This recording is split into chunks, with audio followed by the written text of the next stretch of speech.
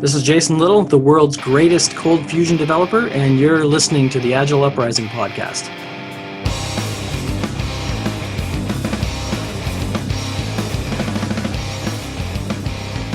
Record to the cloud. Oh my God. And we're recording. Okay. Can we leave that in the edit? I just want it. Yes. I just want that as a bumper. Like, you know, I love Andrew Leff. Hello and welcome to another edition of the Agile Uprising podcast. I'm Brad Stokes, and with me today, my fellow board members, we've got Andy Leff. Leff. Yeah, Andrew. Andy Not to be confused with Andy Not Clef. to be confused Don't with the mix us up, Andy. although we're both dashing young men. Leff one letter and difference Andy. in their last name. Don't mess it up. Somebody fucking mute Merman. Oh God, we've got Chris Merman, and obviously the beautiful voice of Jay Hersko. Whatever. Let's get it right. We have like now to buy a fulfilled our vowel. contract of getting it wrong with the name. Cheers. Sweet. And Colleen Johnson. Hello. Hi. The one person whose name he got correct. All right. It takes talent, my friends, to actually do that. Anyway, we're gathering today. We're talking about staying sane in COVID. It's been now 7-8 months. We have all been locked down. Now, about a month out of COVID going down, we did a podcast back then talking about what we were going to do, how we were going to stay sane. We've now been living with this for 6-7 months. I'd love to go around the room and just talk about how are your sanity levels, what's actually happening with you. And then from there, let's talk about our strategies to maintain some facade of sanity in the middle of this. Jay, let's start off with you. Oh, I knew you were going to go with first. So how am I maintaining my sanity? Honestly, it's every day. Every day is a I got to take it one day at a time. I mean, everybody knows if you've listened to the show long enough, I'm pretty much an extrovert. So this being locked in the house shit is really, really difficult for me. You know, the wife and I, they say opposites attract. So we are very opposite sometimes in some of our interests. Mm-hmm. So the things that we used to do to maintain connection with each other, things like going out to eat, going to nice places to restaurant. Friday nights were movie night. We'd go to the movies and get a fucking giant thing of popcorn. All that's off the table. Every meal is at home. We really can't, we both work from home full time. We can't get out of each other's way. And I've gone through the whole change curve, right? The whole denial angle or the Kubler-Ross 5 stages of grief. Mm-hmm, mm-hmm. I still think I'm in the, depression, anger. No, it's something, anger, bargaining, depression, acceptance. I'm still stuck in the depression phase, to be completely honest. Work is not the thing that's keeping me sane, but it adds routine to my day. But even still, I mean, I used to travel. I don't travel like you road warriors do, but I was traveling once a month, and that connection is not there. And it's been really tough for me. I'm going to put it this way, not to sound egotistical, but I thought I was made of sterner stuff, and it's really been a fucking struggle. Like it really has been. And then I lost my dog a week ago. And then it went from Memorial Day straight downhill. And I'm going to try not to cry. But there were some mornings where I don't even want to get the fuck out of bed. I don't want to log in. I don't want to do anything. And I don't know. Like, I don't know. I think it's just I think I'm running on caffeine, hate, and stubbornness. I refuse to give up. I'm laughing at this. Right? Like I refuse to give up. But to be completely honest, man, it's been tough. It's been tough. You know what I mean? And you mentioned work's keeping. Yep. Go, man. Sorry, Jay just said something about I thought I was made of sterner stuff, and I think that maybe that's a good thing to kind of lean in on. It's like we kind of thought we could handle this. We kind of thought like, oh, this will be fine, or we qualified things, or we just kicked the can, or whatever. I think that that's a common thing, that what you just touched on, Jay, and I think that that's worth acknowledging. Is like I really thought I was like I mean, what you, But you I said thought I was stern, put but, together. I thought I was put together better, and and shame on me for but saying that that, makes right? it. Because Yeah, it's that makes it we're seem like you're put together poorly. Well, it's shame on me for saying that I put together better than this because we're currently living through something that none of us have ever lived through, right? So, I mean, I'm being a little bit unfair to myself to say that thought I was made of sterner stuff, but I mean, it's just been, it's been tough. Her and I have gone through our ups and downs, right? We had a couple of low spots where it was really fucking low. Like, at one point, I was going to move in the fucking garage. I was going to move into Left's garage, make it even more fucking exciting. It's just maybe it's because I am an extrovert. Like I could see maybe an introvert maybe has a little bit easier time, but I'm so extroverted that it's been really fucking brutal. Like I find myself wanting to speak. I want to have a conversation with somebody at the fucking Walmart over nothing, just because I want to have that interaction. And I know they're looking at me like, look at this fat guy with this mask that barely covers this obscene beard. Like, what is he going to talk about? And this fly's probably open. So. No, we found the fit into internet meme Walmart of you, then. Jay.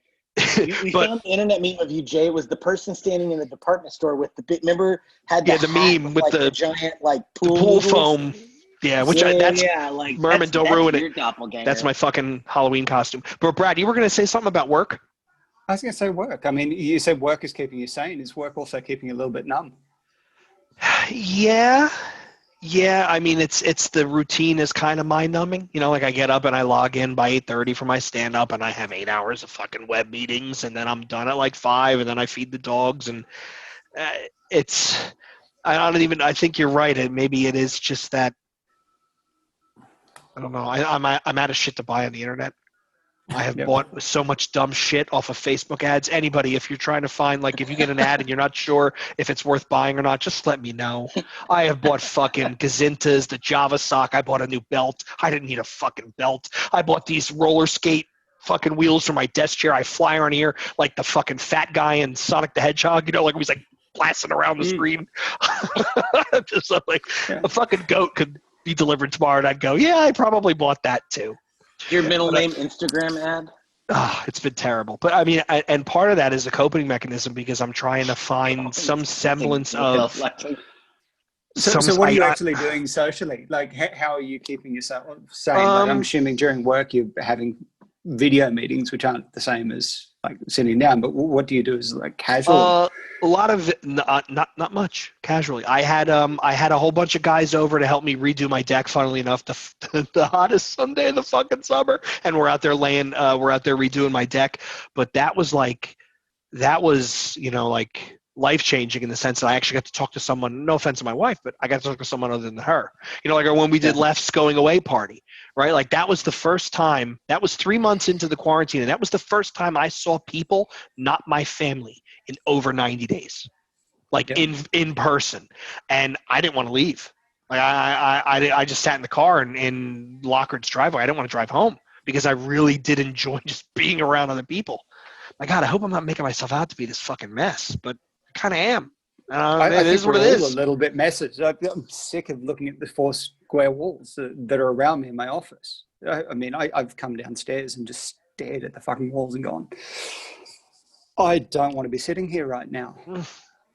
And I'm more introvert. I'm a lot more introverted, but I freaking miss people. And we're pretty lucky in New South Wales. I get to go to a gym and train, 2-3 times a week. And I'm still going insane. So, the severity of the lockdown over in the US, just because the problem's worse, is just, I don't know how you're keeping it together.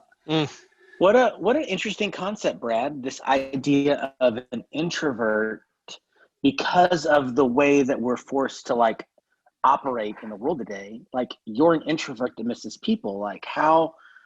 I don't know. Like I like people, but they tire me out eventually. So my recharge is actually some quiet time. But I genuinely like interacting with people, which makes me a little bit weird. And it's probably why the programming/coach thing comes in occasionally.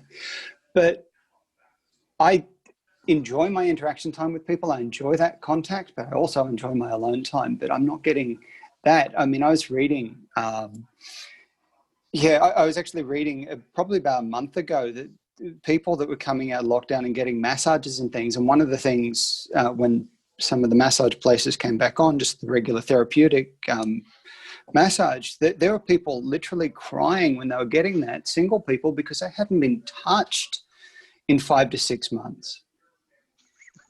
Can you imagine it? Like physically there's a touched. Merman relationship joke there, but we're trying to be serious, and Wait, I why can't is go this there. about me? Hold on. Nobody's trying Because to we love be you, man. serious. Fuck We you. love you. What does that mean? I've been happily married for over 6 Twice. months. Twice. Yeah. Well, No, I've let's been happily married once. But you're right, Brad. I mean, yeah. I mean, I love my wife to death, but like, you know, I'm sure she's sick of me too. You know, right? Like we used to do things together, but we would do things apart, and the familiarity breeds contempt, or you know what I mean? Like absence makes the heart grow fonder, and I don't think she was too fond of me to begin with before all this started. And now it's like, how much life insurance do I get? So Jay, what is she doing right now? Bring her on. So we phone a friend. Yeah, I'm turning red. I don't want to I get have punched in never the face. seen Jay turn as red as he is right now. Also, the lighting is not helping me Ever. either, and I'm 4 beers deep. So yeah, it's All right. Yeah. We'll let Jeff off the hook this time. Well, let's let him off the hook. Andy, you just spoke. How are you staying sane? What's your coping mechanism? You're making some big assumptions that I'm staying sane. You know, Jay, you said mornings are tough. They are for me too, right? I wake up at some ungodly hour with anxiety about what the hell this day is going to bring. Because every day is some new catastrophe that's not on my 2020 bingo card, right? So to make sense of it, I'm trying to have a regular routine, right? Get up in the morning, shit, shower, and shave, and be at work at a decent hour. Well, your 9 to 5 also kind of shifted during the quarantine as well, Andy, right? Well, it has shifted in a sense that I'm serving clients in multiple time zones, so it's expanded a bit. But you're much busier than when I try to ping you now. Yeah, but that routine is helping because when I really am down and low, it's just like, okay, just do the next thing, take a shower and get dressed in it, and at least a new shirt, right? Fair enough. Could be the same socks. Well, I don't know when I wear shoes, but be the same pair of trousers and maybe some clean underwear. But I'm trying to give myself a lot of grace and just day by day. I haven't exercised as much as I have in the past, but that seems to help me as well. How are you getting your, say, social tanks filled? Or aren't you? Like you, I tend to be an introvert, so alone time is less of a problem for me. The days and the connections with clients and workmates gives me that socialization. And when it's over, I'm exhausted, and I'm happy to curl up with a book or a TV show or a nice gin cocktail. So okay, well, now you've mentioned the gin cocktail. What is the cocktail of choice? Is it just the G&T, the classic, bit of lime or cucumber? or are you going more like martini? Or it's generally martini, but occasionally gin and tonic with the appropriate twist. Depending on the gin. So we were talking to Dave Snowden, and apparently he has a cabinet full of 30 different gins and about 15 different tonics that bring out the aromatics. And every now and then he tweets on he's got this gin with this tonic and a mixture of blueberries and rosemary and mint. I'm like, that just sounds disgusting. But, no, that's actually pretty good. It is actually pretty good, isn't it? So pretty good. So I've expanded. And you get beautiful tea flavors through the right gin as well that you can just bring out. And the blueberry works really well with those. Sorry, I like gin. I love gin too. I'm in on the gin train during quarantine. But I have to be careful. And so at the beginning, I'd have that second drink and then maybe that third drink, and it doesn't play out well. I think that's a common experience for a lot of people right Mhm. now. But whatever the vice is, right? I think that's a Absolutely. we give ourselves. I know I have in my house is to give ourselves permission to say, oh, under normal circumstances I wouldn't do this, but COVID, right? Or but quarantine kind of a thing. And that's not an excuse to beat ourselves up. Trust me, there are plenty of things for me to beat myself up about. But yeah, I think that's common, right? It's just the permission structure, I wouldn't normally, but it's a preamble that probably a lot of people have given. Wouldn't you all agree? Yeah. Mm-hmm. Mm-hmm. Yeah, it would. So how do you keep saying without leaning into the vices that you've mentioned? You're making some assumptions again. Well, yeah, I might be. Again, sanity and not leaning into the vices. I mean, I've just said to myself, one drink an evening. Yeah. Now it's 16 ounces of gin, but it's technically still. One It's tequila, meeting the two- acceptance criteria. What's the saying? One tequila, one two tequila, three tequila, floor. Yeah, exactly. Listen, it feels awkward hearing you say all of this, Brad. I want to save you. Well, Mom, you put yourself on the hook. What's your sanity strategy? So my year is really interesting because when someone asks me about my 2020, right, I immediately go to the fact that I got married February 1st. Yeah. Right. And so there is this, and if you ask my wife and I, we say we got to start a family. We got a lot of extra, like I'm not traveling. So I got a ton more time at home, like building the home that we want. And we're saving up to buy something, from a home so we can truly make the home that we want. And yet at the same time, like everything else about 2020 happened, all the, like with all three of our kids, we got to talk about Black Lives Matter and social justice and women's rights. And what does it mean when someone says this way? And what does it mean when someone acts this way? And what does this meme mean? And it's so, and on top of the fact that I don't know if anybody else is going to admit it, but like the Agile community, our work has changed. Like, let's just be honest. We called this out months ago when we said what the quarantine was going to do. We said this was going to change. And what we're seeing is only the fact that we were right. Like there's a lot of this, like the founding blocks of the Agile consulting industry that are probably never going back the way that they are. Many of our friends have been out of work. Many of them are still out of work. And if they did get a new job, it's at a different rate, or it's a different salary, or it's in a different role. This idea that like I could just billing Agile coaching at this huge high rate, like ad infinity, right? Like we've seen this was a house of cards waiting to fall, and it just took a global pandemic to realize that this was a house of cards. Like I was talking with our friend, everybody's friend, Zach Bonacker, maybe not everybody's friend. We all know him. We love him. I was talking with Zach Bonacker earlier today, and we were joking about Agile, the term Agile coach. And it used to be that you didn't need to be neither an Agilist nor a coach, and you could call yourself an Agile coach. And now we're realizing, that ain't gonna fly anymore. Like you actually have to like deliver value. And so do you think, Merman, that completely changed? So you bring up an interesting point, and I think I'd like to go in on that, right? So you talk about now we're basically due to the circumstances we're living through, we are redefining the role of an Agile coach. And you said, it was a house of cards to begin with. We all ranted about the Agile industrial complex and the certs movement. Is this going to? Let me ask you this though, knowing your maybe intentional or unintentional bias, considering where you work, is this going to upset the apple cart, or is it just going to punt the football to a point where we hit January 2021 and things go back to the same, and a lot of you people are getting on planes every Monday and coming home every Thursday?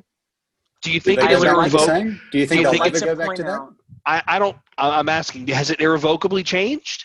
It I would like has. to point out the fact that this whole time we've been talking, there is a GIF inside, like behind Andrew left, like on our Zoom call, that is just a dumpster that is on fire floating down a river.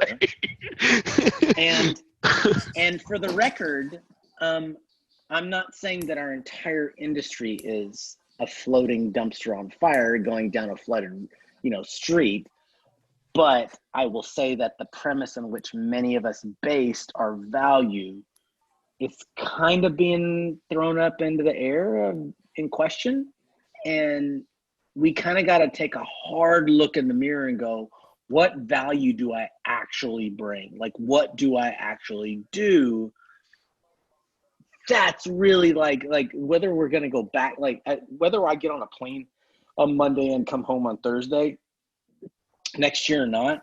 And I don't really know. So there's no point in guessing, whether I get on a plane or not anytime soon. Like, we're going to have to take a hard look in the mirror and go, what is my actual value and how am I actually helping things be delivered? That's kind of something that's the center of our 2020, is it not? I think there's I think I'd like to hear Colleen go next, but I definitely think there's a future conversation in the agile coaching value in the post-COVID world. Right? How does that change, for better or for worse? Are we separating the wheat from the chaff, or are we taking the whole Hindenburg thing with us? Who knows? And I think I just usurped the hosting duties from Brad. No, you're I'm asking gonna good stop questions. talking You're going to ask the questions I asked. So I'm let's come going to across stop talking to to grab a beer. So go for number 5. Colleen, let's actually lean into that. You work in a company that deals with retros in a remote environment. How, are you staying sane? Because we'll keep on that theme, but also then how has it changed the way that the entire thing works? And for the better, for the worse, or just for the different? Yeah, I think one of the things that really struck a chord with me when Jay was talking about being really extroverted is I am too, right? On all like the tests, I'm always like 0 on the introvert, and whatever the introvert scale is, I have no points. So you're a hugger? Yeah. Oh yeah. We just haven't been be in person killing yet, Brad, but you will get one. Okay. That's how I met Chris for the first time. But I thought that I would miss work wonderful. and the people in the office and the face-to-face interaction. And, I think for everyone with kids at home right now, like my life is that floating dumpster fire behind left, and it is hard as shit. Like, it's so hard. Yeah. I have 3 kids and they are 2, 10, and 12. So the pain points are different with each one of them. So we have some like potty training and some remote learning going on. And it's just been like, my mom keeps telling me, like, enjoy this time while you have your whole family together. And I feel like the thing that's been the most surprising to me is all I want to do is be alone, which I never thought I would say. I've never been that person who recharges by myself. I want to be with friends. I want to be with people. I want to socialize. I would give someone $1,000 to have a day with no one in my face. Like, I just don't want someone asking me for something or trying to get me to find a remote or get a snack. Like the number of training sessions that I've been on where I'm literally training, like this is a paid training course, and I've got an 8 or a 10-year-old coming on going, Dad, where do I find the chips? Right. And I think it's hard for me to admit this, honestly. Like, I am not the mom who doesn't want to be around her kids all day. I was not the girl growing up who planned a wedding. I planned a family. Like, I've always wanted to be a mom. Being with my kids and doing all this with my kids all the time is super, super important to me. I've never been around them this much. You need space inside your head. And all of a sudden I'm like, oh my God, I don't like, can I shower for 45 minutes? I don't know what to do anymore. And I didn't think I would ever recharge like that. And I'm finding that that is the most important thing for me, is to figure out when it is. And I was sharing before we started recording, I've been getting up at 5 to go work out because I don't know what else to do, but I know I need that time. Mm-hmm. I can come back and be more present for the kids and for my clients and for work if I figure out how to take a minute for myself first. And I'm not loving that. I'm not loving getting up at 5.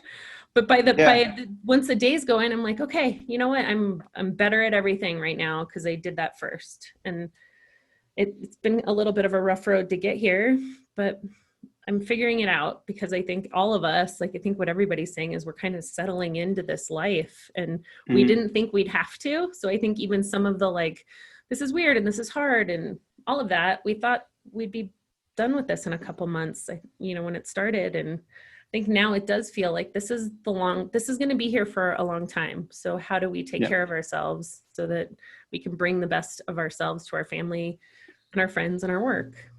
So you mentioned that you're having your exercise in the morning. So that's one good thing. Do you use anything in the house? Like, I've got kids as well. Mine thankfully went back to school a couple of months ago. Again, we didn't get hit as bad, but I remember when they went back to school, it really hurt that week that they went back. I missed them like crazy. It was insane. Do you use things like spaces within the house that for certain things, do you like have space to do that, or does that help? Was there patterns that you use? We had to carve them out, right? Now we're doing remote learning for the older two. And so we've got like full desk setups for them with, they're going to be doing Zoom. So, at the end of last year, it was like, you knew your teacher, you knew your assignments. It was very like, here's your list of stuff, turn it in when you're done. Now they're going to be sitting on Zoom calls. So all the fatigue that we're feeling of like, I can't do this, I can't perform on camera for 8 hours a day, our kids are going to be doing. Like, I feel like at some point this entire family is just going to be in tears in the next couple of weeks. Colleen, think about it. 10-year-old to do that. We get paid to sit however much, right? We get paid to sit on Zoom calls, WebExes, 8 hours a day. You now have kids being forced to do the same thing. Imagine going through this as getting nom flashbacks when you turn 21 and you graduate college, and now they want you to go back to an office. And I mean, I don't have kids, but my heart goes out to all the parents, right, who have to juggle career and child rearing, simultaneously. God bless all of you.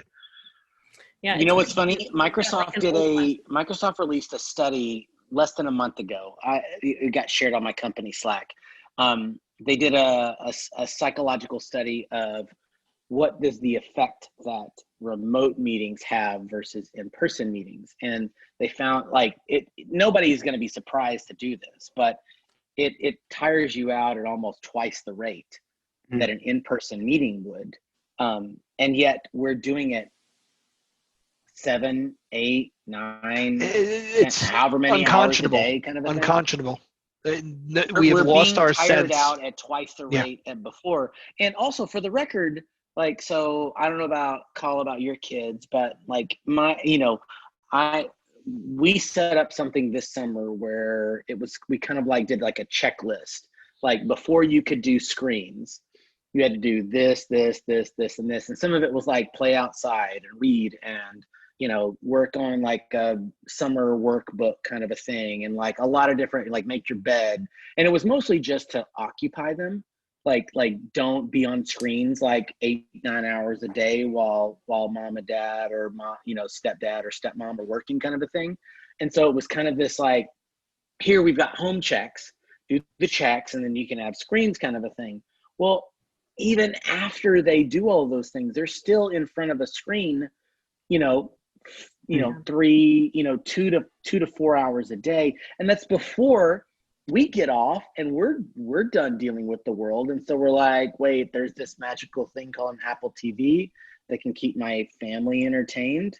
And I can make dinner and take a break from things. So we're tiring our younger children out at a rate that's quintuple or, out like XXX times the amount that they Chris, used I to be. hope you know we connected had with that screens. structure in our house, but we did it with a Kanban board. And if you're interested in having me consult on how you could make that visible and measurable in your own home, I've been informed many times, $100 an hour. don't bring work into my family. So Hey, this is what I have to Kanban say boards to at you. home It's are fine. fantastic. We can do it online. We can do it with, I can coach remotely. I have tools to recommend. Hey, let's swing it over to left because, man, you've had some changes happen in your life over the last 6 months Hey, as well as all dumpster the fire. COVID. How are you maintaining any form of sanity at the moment? Are you maintaining any? No, what are you doing for self-care? But the way that I'm remaining sane, well, I guess insane, is that I've just equated this to my life has become a country song. So I'm finding You comfort moved to in the that. right But, That's amazing. state then. Considering you just moved to Texas, that's amazing. yeah, but the problem is I don't like country music. So it's kind of keeping me in a state of conflict. But yeah, I think through all You look this, thinner. Can I say that? You look thinner. it's my Snapchat filter. So yeah, I think I've accommodated about as much change as I humanly at my full capacity. So similar to what Jay said, I don't know what's keeping me moving at all. Due to like my personal life completely imploding, trying to sell a house during COVID, relocating to a completely different state, all these things have just Not a completely different state left. You went halfway across. You went across the fucking country, two time zones. That's not like a minor move, awesome state. He went to a really sweet state. Yeah, so it's just been, what? It was kind of like one of those moments at a movie where you're just like, screw it, I'm going to pack up a truck, load my car in a trailer and drive across the country and figure out if changing the frame. So I went from an original hot spot for COVID to a hotter spot for COVID. So now I'm even in like more quarantine than I left. So it keeps just snowballing greatness around me. So Left's tombstone is his tombstone. Left's tombstone is going to say, "Roses are red, grass is green. My life is a shit post, and I am the meme." But I will say, it's been if nothing else, and work has been, to me, from a coaching perspective, I don't love the remote model. I feel like some of the magic of coaching is lost. And I actually feel dumber because I feel like I'm keeping the lights on with a lot of the work, and it's less about being creative and partnering and really, looking at the value of people. Now it just feels like work, sitting on these Zoom calls, and it's hard to facilitate, keep excitement up, engagement. It's so much more fatiguing differently. And Jay, I definitely look forward to that conversation around, the future of coaching. If we continue to have to be remote, what does that look like in our opinion? I think that's a really compelling conversation because I know this has thrown me for a loop. What I've built my career on has been human connection. So what does human connection look like in a virtual world? So I think that'll be interesting. Yeah. But I will say this as just an end cap on that is it's amazing what you can accomplish even in the most toughest of times. So I think this group has a great camaraderie and love and care for each other, not only with our small community, but with a bigger community. So I thank you all for helping carry me through tough times. Yeah. I think Jay said it. He questions whether he's not enough, and I'd have to challenge that. You might feel it, but you can carry an immense and amazing load if you've got support around you. And what are the strategies you guys have actually used? And I'm happy to throw this open to the floor that have helped with the resilience side of things. I know one of my sanity points is every Thursday I jump on a Zoom call with a glass of wine and 4 or 5 friends, and we have a virtual, we call it wine and unwind session for an hour or two and just touch base. That Australian sense of humor. I'll take a stab at it. So until we got the puppy, I was actually getting on a treadmill, which helped. Okay. Just the whole idea of just walking for 45 minutes. I wasn't even running. Well, it's obviously, look at me. I'm not fucking running anywhere except if it's to go get a second serving of dessert. But I was doing that. This is gonna sound kind of. If you weren't doing it with sweatbands, it doesn't count. You got to have the sweatbands Fair and enough. that walk on. Fair enough. No. He wraps his beard in a sweatband. I could wear a sweatband to Oh eat yeah, well dessert. then that makes it all. Yeah. like It's Sergeant probably good- Slaughter. You should put The- the fan in front of you so your beard can flow. Beard goes the freely. wrong way. This is going to sound kind of weird, but one of the ways I have found myself dealing with this stuff is I've read a lot more, but I've changed what I've read. So I've honestly just jettisoned almost all the Agile shit I've read. Yeah. And I'm starting to read a lot more of philosophy and a lot more of like the human condition and why we are where we are. And while that hasn't necessarily made me get through things easier or better, it's given me a little bit of insight into how we are. So like I forget who just said before something about a hug, right? So I just finished a book by Paul Zak called The Moral Molecule, which deals with trust and how trust works in humans and oxytocin and serotonin and all that.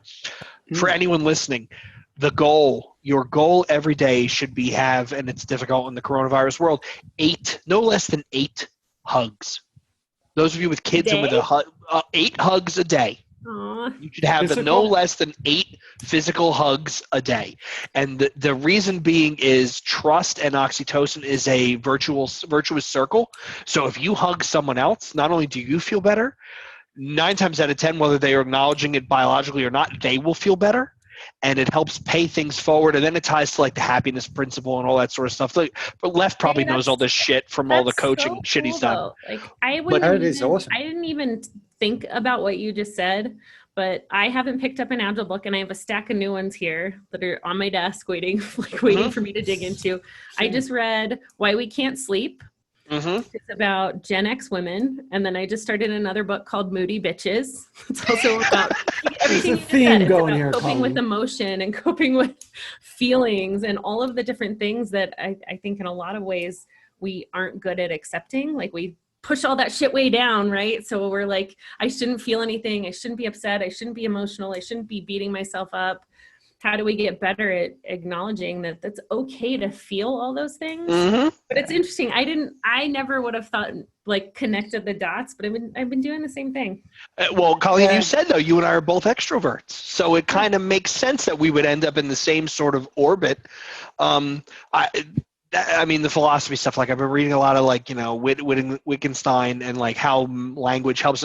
I guess I'm just kind of maybe subconsciously trying to understand people better because we're going to come out of this totally different.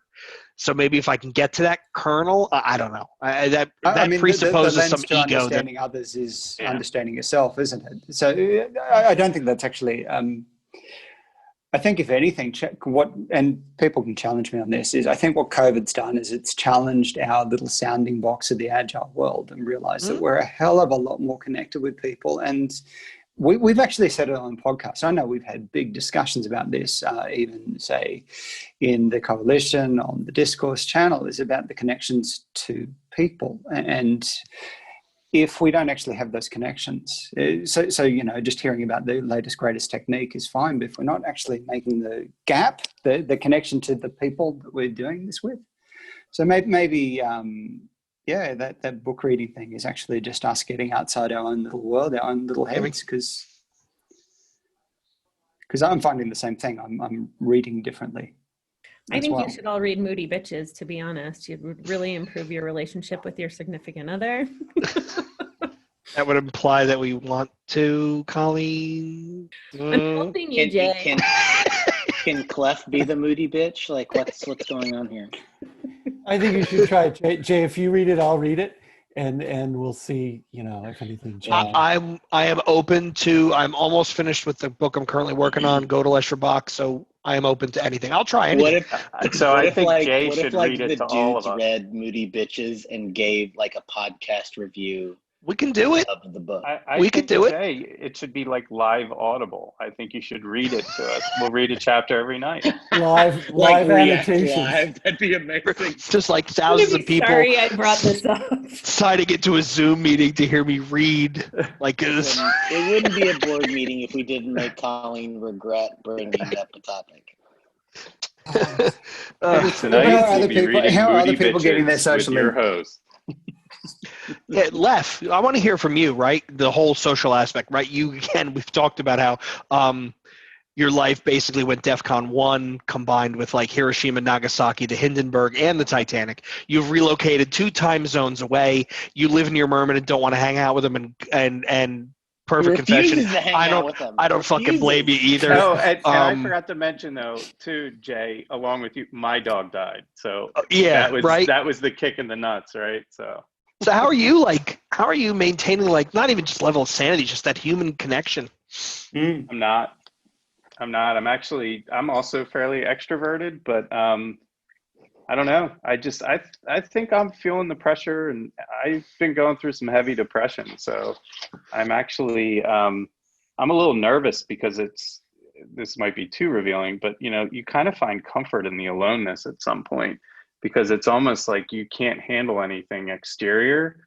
Just it's constant pressure. So sometimes that quiet and just that calm of that darkness can be comforting, which is a good and a bad thing, right? Like you don't want to find too much comfort there. So I think for me, it's just been trying to consume information that isn't going to keep me in a state of panic, a state of, frenzy, and a state of depression. So whether I'm getting that nourishment through work, through friends, through, virtual connection. It's funny when you said 8 hugs, I'm like, oh my God, you can't touch anyone anymore. So physical touch has been like extinguished with anyone outside of your bubble. So truly, how are you, continuing to figure out how to stay connected and feel comforted and important to some degree has been tough. It's just been tough because we're all dealing with not only our work virtually, but now our friendships and relationships in a way more virtual way. So it's been a struggle. But you brought up a good point though, Lef. You talked about how I come across this information that makes me depressed, and I remember Andy Clef in the Slack room a while ago. He said, "Andy, you said I made the mistake. I screwed up. I woke up this morning and I started reading the news, and there's a term for that. It's called doom posting, right? Where you wake up and you read all these horrible things, and it makes you just reiterates that fact that." Everything is fucked up and everybody's miserable, and then you wake up and most of us pick up our phones. I think statistically most of us pick up our phones after waking up in the first 30 minutes, and then you open up fucking Twitter or you open up like CNN, and all it is doom and gloom because that's what sells. And it's this it's not the virtuous cycle, it's the other way, right? It's just recursive, just plain spiraling out of control. And I don't know what all you do, but I've started to really avoid the news. Like I don't turn it on TV. I never do because I'm not that insane. But I want to know what's going on in the world, but I don't. Yeah, I don't want to. My Amazon Echo, like literally moved my Echo out of my room. I've had the other thing. I've had I've gone the other way, Jay. I read the news. In fact, I've been a habitual. People that pay way too much attention to my profile know that I was a journalist early in my career. Yeah. I quit reading newspapers for the longest time because I was just so disenfranchised by the industry after working in it.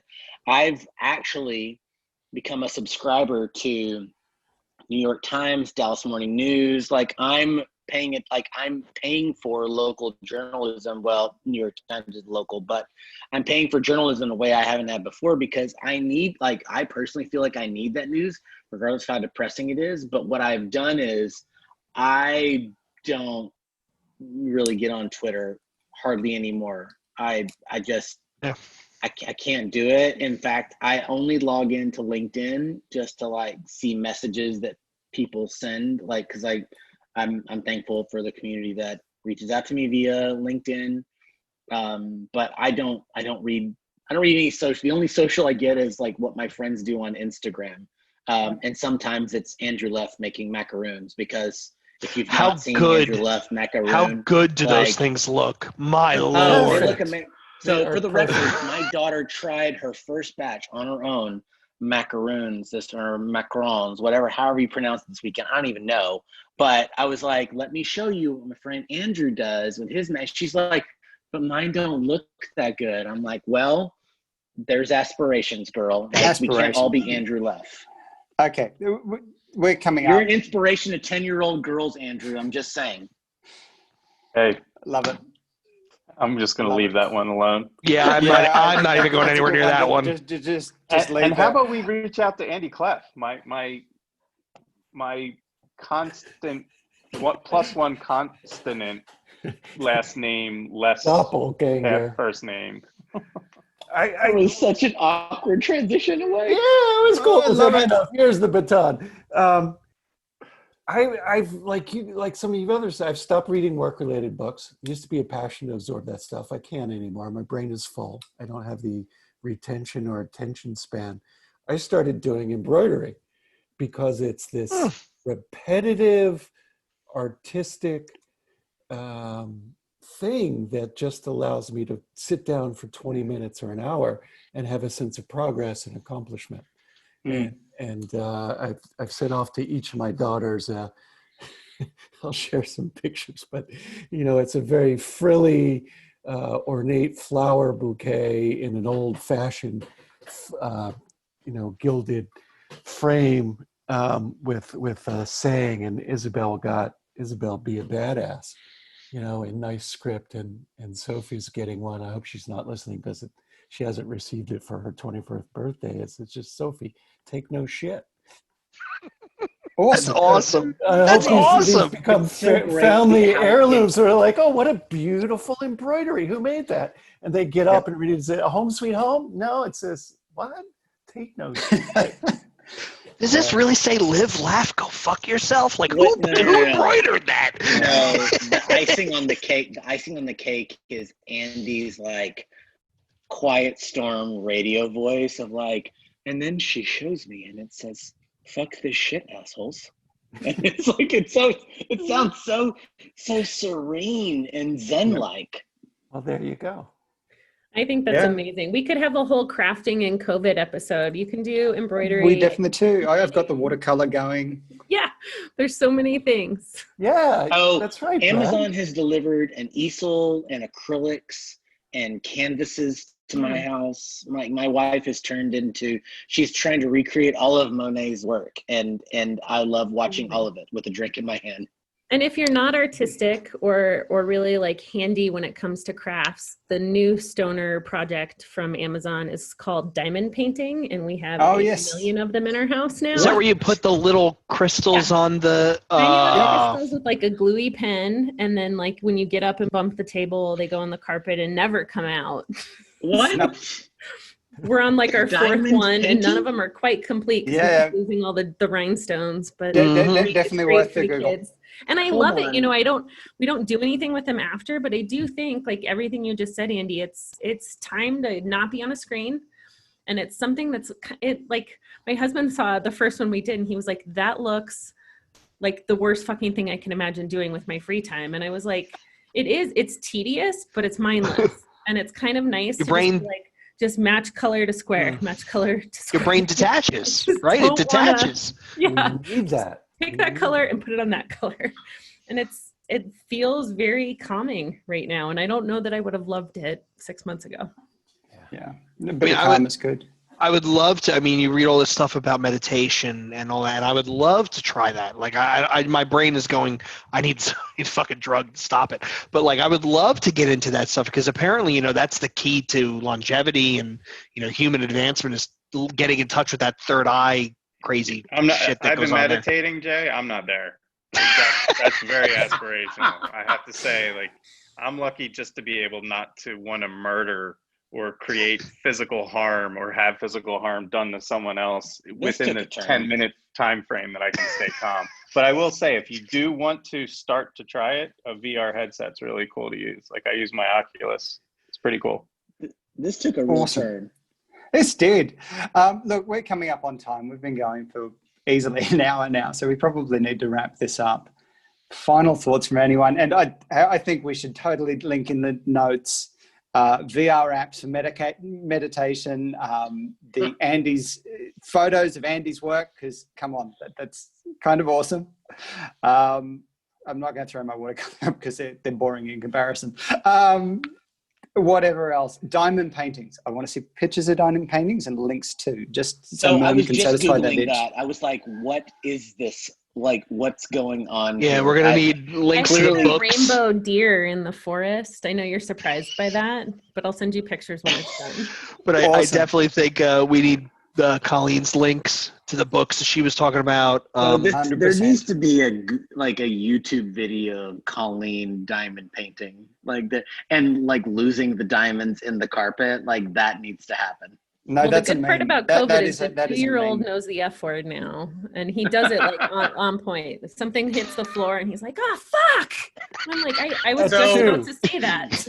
He's 2. All right, He's been home too much. I'm going to Okay. offer. I'm going to offer a wrap-up comment because I didn't actually talk about what I'm doing in this, but what I will say is that it's. I feel super spoiled because. I feel a tremendous amount of privilege because the number of friends that we all have that are either out of work or have had a gap in work this year because of, regardless of whatever industry you're working in. I've been employed this entire time for some strange reason. I'm still I'm still seen as mostly successful in what I'm doing. Despite as a professional and as a husband, brand new husband that has I pretty much sucked as a husband the first time. Brand new, come on, it's the second time. What my ex would say. It's the second time. You're not brand new. It's like premarital sex. You're not having premarital sex, Merman. You've already been married once. At that point, it's off the fucking table, dude. Yeah, but I'm just saying it's still like you learn. I'm twice married. So. There's a lot of times where we go, is this a real problem or is this a COVID problem, right? And I think that's an important thing to ask ourselves whenever we're facing like a really tough day, a tough situation, a tough moment, right? Is this I'd have this problem no matter what. And for the record, like the quarantine and COVID and all this is forcing us to like confront some things that were not going great before now. I joked about it before with our industry, just the ridiculous bill rates and like nothing results that we were able to like bill for, like that's gone. We've got to like do something different with our work. Like I'm challenged in a way that I've not been before. I'll say this and I'll shut up, is that I was talking with a colleague, a Solutions IQ colleague, and I said, well, I'm not blogging as much. I don't feel as creative as I used to. And he said, well, tell me, how are you spending your time? And I'm like, well, I've been doing podcasts and I've been mentoring, Scrum Masters at our company. And I keep in touch with my fellow board members and my friends as much as I can. And I may not be writing about my work, but I'm writing about social injustice and also how difficult the quarantine is. And he kind of said, Chris, let me stop you. You're doing fine. You're expressing yourself just fine. You're doing it differently, but you're doing just fine. So I will say this, please challenge yourself to say, I may not be doing what I was, but I'm still doing something and I'm doing it differently, and find that something different that you can do to express yourself, because it may not be what you were hoping to do in 2020. This year certainly didn't go the way that I was hoping to, but I'm still married to the woman of my dreams and I'm doing amazing work. It just looks different. Does that make sense? It does. No, it does. It does. I mean, if I had to offer any closing thoughts, suggestions to anyone, I laid myself bare in the first 30 seconds of this episode.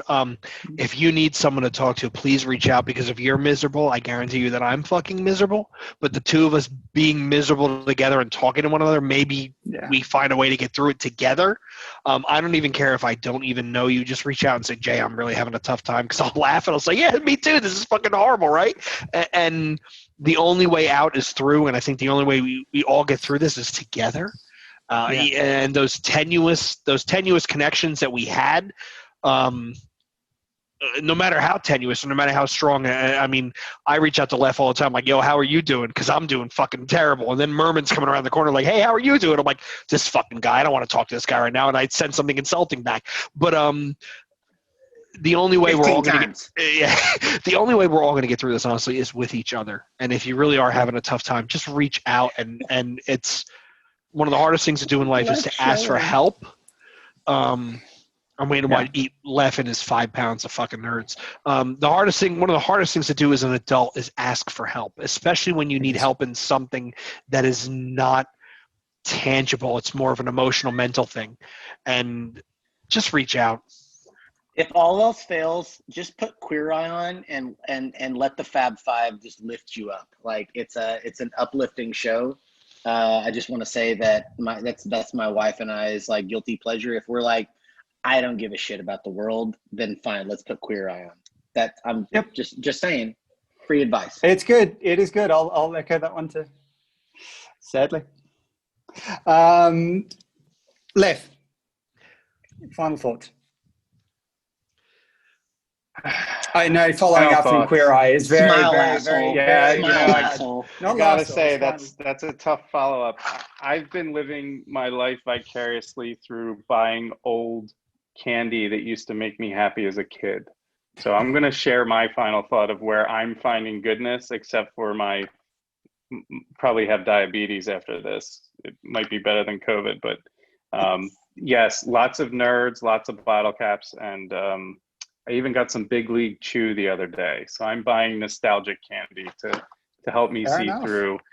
Yeah. And what are you so eating that encourages you to eat all this sugary stuff? Nothing. I'm just I don't know. I'm trying to remember better times, and this helps me. You've got nostalgia going times. and you've got a sweet tooth going at the same time. That's what he's got going is nostalgia. Yes, let's call that out. He for sure has nostalgia. Thank you for asking, Brad.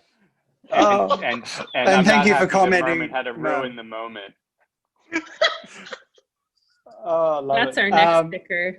Merv ruined the moment. That happened more than once. Not just tonight. Colleen, your final thoughts. I mean, I guess it's cliche. The world needs more hugs. It's slow down, right? Hug. I mean, what Jay just said, like, it's cool. Yeah. It's funny. My kids are very touchy kids, and it freaks other people out to see how much everyone's always like hugging and cuddling and hanging on each other. The 2-year-old doesn't have a lovey. He just holds your face, which everyone else is like, that's so cute. And I'm like, no, I can't eat or drink anything because his hand's over my mouth all the time. But, you know, even just this conversation makes me appreciate all of those things that are easy to bitch about a little bit more. Because, you know, you said it, Brad, like they're going to, they will go back to school and life will go back to normal and we'll have a commute and an office and we won't want to be there either. So how do we find some beauty in some of the stuff that's happening right now and put our phone in a dumpster, slow the fuck down and just love the people around us. Yeah. Andy. Echoing what Jay said, you know, no matter how much you feel like you're the only one thinking this thing, you aren't. We had an interesting conversation at a retro today where a team member said, you know, I'm sure I'm the only one, XYZ. And it was quiet and people said, actually, dude, you're not. Thanks for giving that voice, because I feel the same way, but I didn't want to say anything because whatever self-censoring voice tells me not to. So if you're listening and you're having a tough time or you're having a good time and you have a secret to share, speak up, reach out, connect. And there are methods to reach out too. Like I know one of my, like I said, the wine and unwind has definitely been one of my sanity keepers. So those certain moments of contact. And for listeners out there, there are the channels to hook them with the board. We do have the Discourse app, of course, that we're all on, the Discourse channel. Jump on it. It's the conversations are there. There are constants. There are people always there, always talking, which helps. You've, of course, got the coalition, but we would love to hear from you and hear your sanity things. And I guess that's probably a place to wrap up is, look, we are all in this together. We do want to hear from you and we want to hear from each other as well. And I admit that even just watching the discourse from a lurking has helped my sanity levels and those interactions. So yeah, jump on, join in, and there's always room for more conversation. There's always room for others to just join in the conversation to this. Look, I just want to thank everybody on the board. This isn't an easy conversation, it isn't an easy time, but the honesty, I think, and letting people know that they're not alone is really, really important. For those of you listening in our audience that enjoyed the episode or found some value in it, hey, comment it, leave a comment in iTunes, join us on the coalition, join us on the discourse channel, and lend your voice. If you're tuning in for the first time and this sort of thing, you enjoyed the conversation, you enjoyed the honesty and the rawness, look, join us. But look, we'd just like to thank all of our listeners. And until next time, this is the Agile Uprising podcast. Signing out.